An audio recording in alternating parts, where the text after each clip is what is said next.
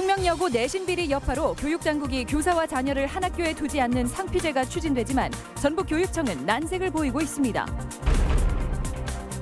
인사 개입 혐의로 기소된 김승환 도교육감에게 법원이 1심 판결을 뒤집으며 벌금 1,000만 원을 선고했습니다. 수익을 위해 대형마트들이 창고형으로 매장을 속속 바꾸고 있지만 창고형 진출을 막아온 자치단체는 규제의 한계를 드러내고 있습니다. 안녕하십니까. 전주 MBC 뉴스데스크입니다. 교사인 아빠가 쌍둥이 딸에게 시험지를 유출한 숙명여고 사건이 사회에 큰 파장을 일으키고 있는데요.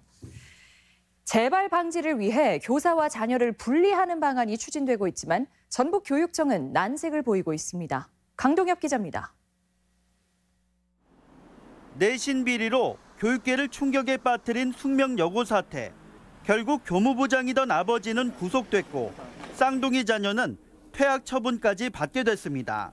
후폭풍이 거세지자 교육부는 내년부터 고등학교에서는 한 학교에 교사와 자녀가 함께 다닐 수 없도록 하는 고교 상피제를 도입하기로 했습니다. 전북에서는 37개 공사립 고등학교에 교사와 학생 130여 명이 대상입니다. 하지만 도내에서 고교 상피제 도입은 쉽지 않은 상황입니다. 김승환 도교육감은 교사를 잠재적인 범죄자로 몰 수 있다며 제도 도입에 부정적이기 때문입니다.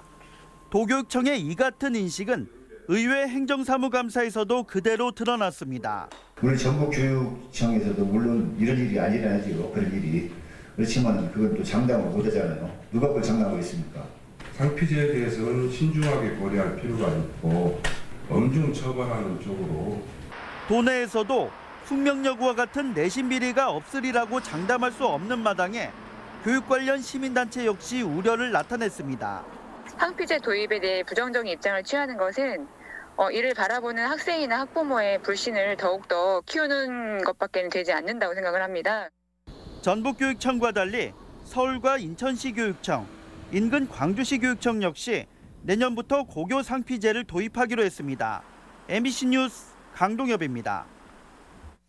인사 개입 혐의로 기소된 김승환 교육감에게 법원이 항소심에서 벌금 1,000만 원을 선고했습니다. 무죄가 내려진 1심 판결이 뒤집히면서 파장이 확산되고 있습니다. 한범수 기자입니다. 김승환 전북교육감이 항소심에서 벌금 1,000만 원을 선고받았습니다.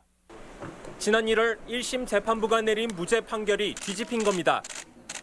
김 교육감은 2013년부터 2년간 4차례 근무 평정을 하면서 공무원 4명의 승진 후보 순위를 높이도록 지시해 직권남용과 지방공무원법 위반 혐의로 기소됐습니다.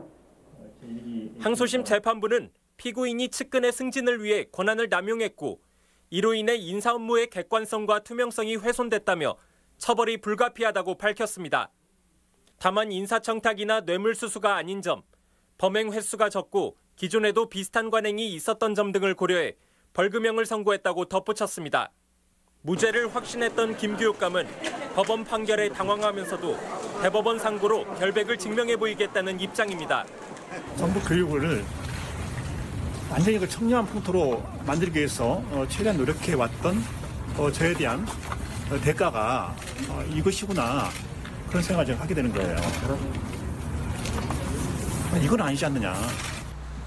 이번 판결은 공직선거법과 연관된 건 아니어서 벌금형에도 김 교육감의 직위는 그대로 유지됩니다.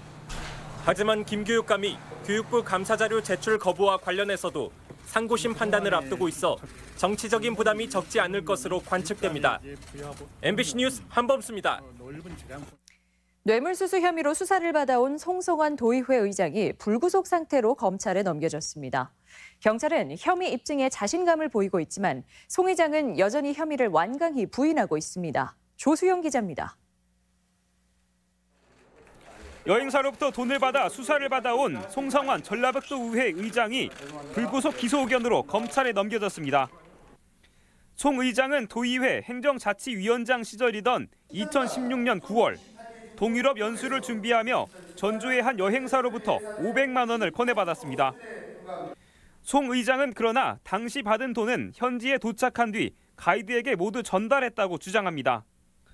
여행 인솔자가 갑자기 빠지면서 자신은 가이드에게 현지에서 쓸 경비를 전달한 것뿐이라는 겁니다. 그거는 제가 그 현지에 전달한 금액이지 제가 무슨 뇌물로 받은 돈이 아니니까요. 하지만 경찰은 이 돈을 뇌물로 판단하고 있습니다. 송 의장이 가이드에게 돈을 전달하는 모습을 동료 의원이나 직원 누구도 본 적이 없고 현지 여행사가 송 의장에게 500만 원을 받았다며 보내온 확인서도 위조 가능성이 높다는 겁니다. 참고인들 진술하고 저희들이 압수수색 수색을 통해서 확보한 증거들 토대로 전달이 안 된 걸로. 경찰은 송 의장에게 돈을 준 여행사 대표 A씨도 기소 의견으로 검찰에 송치하는 한편 해당 업체가 입찰 과정에서 벌인 또 다른 비리 정황에 대해서도 수사를 이어가고 있습니다.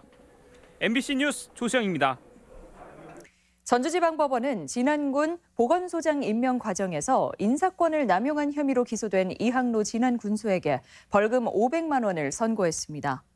이 군수는 2016년 1월 보건소장을 임명하면서 의사 면허가 있거나 5년 이상 경력을 갖춘 보건공무원을 임명하지 않고 5급 행정공무원을 임명해 기소됐습니다. 수능 가채점 결과 대다수 도내 학교들이 진학 지도에 어려움을 겪고 있습니다. 성적이 기대와 달리 큰 폭으로 떨어졌기 때문인데요. 학교와 수험생 모두 난감한 표정입니다. 송인호 기자입니다. 수능을 마치고 가채점을 해보는 교실마다 분위기가 무겁습니다. 특히 국어의 경우 최상위권 학생이 2, 3등급을 기록할 정도로 어려웠습니다. 생각했던 거하고 가채점 했던 결과는 차이가 어느 정도 나나요? 오늘 아침 가채점 해보니까. 한 10점 정도 나는 것 같아요. 80점 대 중후반 정도 나올 거로 생각했는데 실제 초점을 해보니까 그보다 뭐가 잘 안 나와가지고. 이 때문에 올해는 국어 영역이 상위권 수험생들의 당락을 가를 과목으로 꼽히고 있습니다. 전문가들은 가채점 결과가 만족스럽지 못하다고 실망하지 말고 이럴 때일수록 수능 후 전략이 필요하다고 강조하고 있습니다. 가채점 결과가 평소보다 잘 나오면 수능 성적 위주로 뽑는 정시에 집중하고 그렇지 않으면 수시 논술과 면접 준비에 집중하라고 조언하고 있습니다. 하지만 올해 수능은 불수능으로 평가받는 만큼 수능 점수가 크게 오르지 않는 한 모집 인원의 24%에 불과한 정시 모집 지원은 모험이 될 수 있다는 평가입니다. 원점수와 표준 점수 격차가 매우 클 수 있고 대학마다 영역별 가중치가 천차만별이기 때문입니다. 제가 잘 나온 과목이 무엇인지를 잘 살펴보고 내가 유리한 전형 또 내게 유리한 대학을 찾아서 지원하는 전략을 세우고. 단순 합산 점수로는 성적이 높았던 수험생이 대학별 수능 반영과 환산 방법에 따라서 점수가 역전되는 일이 흔하기 때문에 입시업체가 발표한 배치표도 맹신해서는 안 된다고 조언하고 있습니다. MBC 뉴스 송인호입니다. 대기업 대형마트들이 수익 극대화를 위해 매장 형태를 속속히 바꾸고 있습니다. 전주에서도 기존 대형마트가 창고형으로 재개장했는데요. 중소상인들을 위해 창고형 매장 진출을 막아온 전주시의 정책이 한계를 드러내고 있습니다. 박찬익 기자입니다. 낱개로 된 상품들 아래 박스채 담은 상품들이 함께 진열돼 있습니다. 이 대형마트는 매장 내부를 새로 바꾸고 창고형 할인점으로 재개장했습니다. 소비자들의 선호에 맞춰 변신을 꾀하고 있는 것입니다. 오프라인 유통 채널이 좀 침체기에 있다 보니까 더 많이 사실 수 있게끔 유도를 하려는 게 아무래도 요즘 대형마트의 추세거든요. 실제로 지역에 적지 않은 소비자들이 창고형 할인점을 찾아 대전 등 타 지역으로 원정을 가고 있습니다. 대용량을 사서 나눌 수도 있잖아요. 그럼 주부 입장에서 이제 그게 더 오히려 저렴하다고 생각이 들고. 이 때문에 전주를 비롯한 도내 다른 대형마트들도 비교적 수익이 좋은 창고형 할인점으로 바뀔 수 있습니다. 그런데 전주시는 중소상인을 보호한다며 에코시티에 창고형 할인점 입점을 행정적으로 막아왔습니다. 전주시는 신규 진입이 아닌 기존 영업 중인 대형마트가 창고형 할인점으로 전환할 경우 딱히 제재할 방법은 없다고 말합니다.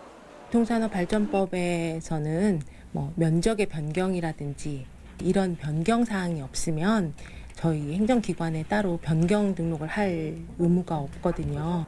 지난해 창고형 할인점 입점 허가를 주장했던 에코시티 입주민들은 불만입니다. 그래도 말에 어폐가 있잖아요. 창고형이면 안 되면은 저기 홈플러스도 되면 안 되는데 왜 여기는 안 된다 그랬다가.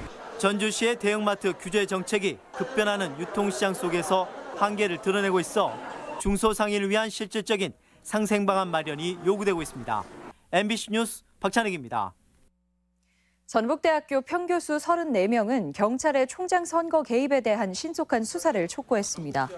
교수들은 선거 기간 총장 내사설을 흘린 경찰은 위법성 여부를 즉각 조사하고 이를 선거에 이용하려 한 일부 후보와 교수회 관계자들에 대한 수사도 요구했습니다. 교수들은 수사가 미진하면 직접 고발 입장을 밝히기도 했습니다. 전주지방법원은 지방선거 당시 선거사무소 사무장으로 일하며 허위사실을 공표한 김제시장 비서실장 A씨에게 공직선거법 위반 혐의로 벌금 400만 원을 선고했습니다. A씨는 지난 3월 여성 100여 명이 박준배 김제시장 후보 선거사무소에 모여 지지 의사를 밝혔다는 거짓 글을 페이스북에 올리고 보도자료를 낸 혐의로 기소됐습니다. 오늘의 간추린 뉴스입니다. 전라북도는 여성교육문화센터 28명, 군산의료원 15명, 자동차 융합기술원은 20명 등 도 출연기관 12곳에 비정규직 246명을 정규직 전환했다고 밝혔습니다. 전환된 해당 직책은 앞으로 정규직 채용을 제도화합니다. 이낙연 총리는 최근 호남 의원들을 만난 자리에서 KTX 세종역 신설은 어렵지만 호남 직통 노선을 예비 타당성 조사에 포함시킬지는 검토하겠다고 밝혀 예타 조사 포함 여부가 관심입니다. GM 군산공장과 조선소 가동 중단으로 어려움을 겪는 군산산업단지에 일자리 센터가 문을 엽니다. 전라북도는 경제와 고용 분야 점검회의를 열어 퇴직자와 실직자의 재취업을 위해 일자리 센터를 설치하기로 했습니다. 동학농민혁명이 기념일 제정으로 재조명받고 있는 가운데 내일 아침 7시 30분 방송되는 전주 MBC 시사토론에서는 동학농민혁명 국가기념일 제정의 의미와 과제를 짚어봅니다. 여러분의 많은 시청 바랍니다. 간추린 소식이었습니다. 김제경찰서는 골프장에서 여성 캐디를 만진 58살 A씨를 성추행 혐의로 불구속 입건했습니다. A씨는 지난 12일 김제의 한 골프장에서 경기를 돕던 여성 캐디의 신체 일부를 여러 차례 만져 성적 수치심을 준 혐의를 받고 있습니다. 어제 저녁 8시 반쯤 정읍 구룡동의 한 도로에서 60살 강모 씨가 몰던 승용차가 역주행을 하다 맞은편에서 오던 차량과 충돌해 25살 박모 씨 등 4명이 다쳤습니다. 경찰은 강 씨가 국도 출구를 진입로로 착각해 사고를 낸 것으로 보고 운전자들을 상대로 사고 경위를 조사하고 있습니다. 오늘 낮 12시쯤 전주 교동의 한 주택에서 불이 나 54살 이모 씨가 다치고 집 내부가 전소돼 200만 원 상당의 재산 피해가 났습니다. 소방당국은 집주인 이 씨가 가스 버너를 쓰다 불이 난 것으로 보고 있습니다. 지금까지 전북권 뉴스 전해드렸습니다.